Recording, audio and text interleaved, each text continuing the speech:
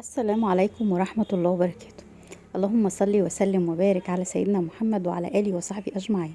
يا رب تكونوا بأحسن حال وأتم صحة وسعادة يا رب العالمين. بجد زي ما انتوا شايفين النهاردة بقى جايبه لكم أحلى حاجة لحسن الظن بالله. ربنا يا ربي دايما يكون بصي أحسن ظنك كده بالله إن شاء الله، وهو هيكون عنده حسن ظنك وأعلى وأقيم وأحسن كمان. زي ما انتوا شايفين ما شاء الله. ربنا ييسر أموركم يا رب. اللهم امين يا رب. يعني بصي مش عايزين يأس، لو اي حاجة بصي ربنا حرمك من اي حاجة ان شاء الله هيجيب لك احلى منها واجمل منها وفي الوقت المناسب ان شاء الله. ولعل وعسى يعني بصي يكون الشيء اللي احنا بنتمناه ممكن، يعني بصي احنا بندعي بالخير وما احناش عارفين الخير فين. مفيش حاجة اسمها حظ سيء أبدا، بل يوجد ذنبا شوفي هو الذنب الوحيد اللي احنا عملناه هو ده اللي بيوقف الرزق، بيوقف أي حاجة. ما نقعدش كل شوية ونقول ده عين ده حسد. اه الحسد والعين مذكورين في القرآن، تمام، بس في ساعات هي ذنوبنا احنا اللي احنا بنعملها، أو أي حاجة وحشة احنا اللي بنعملها هي اللي بتعطل أرزاقنا، هي اللي بتوقعنا في مواقف وحشة.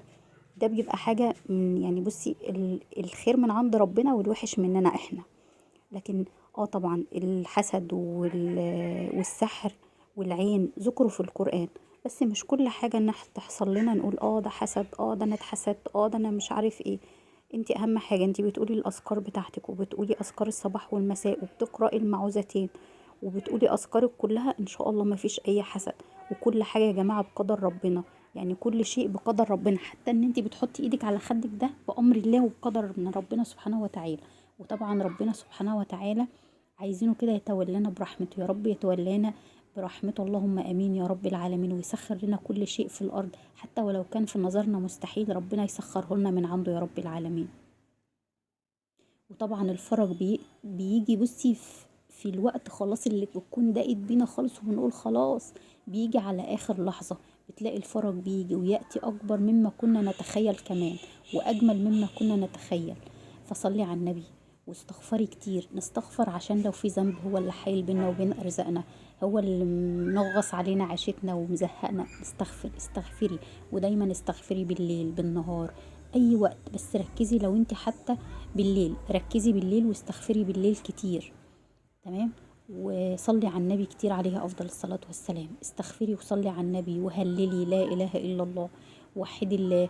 يعني بصي كل حاجة قولي الاذكار بتاعتك، خلي يومك دايما لسانك رطب بذكر الله. وبصي وان شاء الله يعني ربنا بيقول اذكروني اذكركم، وان شاء الله. طيب يعني شوفي لما انت تذكري ربنا ربنا يذكرك. احنا ايه ان احنا نذكر بنقول سبحان الله والحمد لله، ده الذكر اللي ربنا عايزه مننا.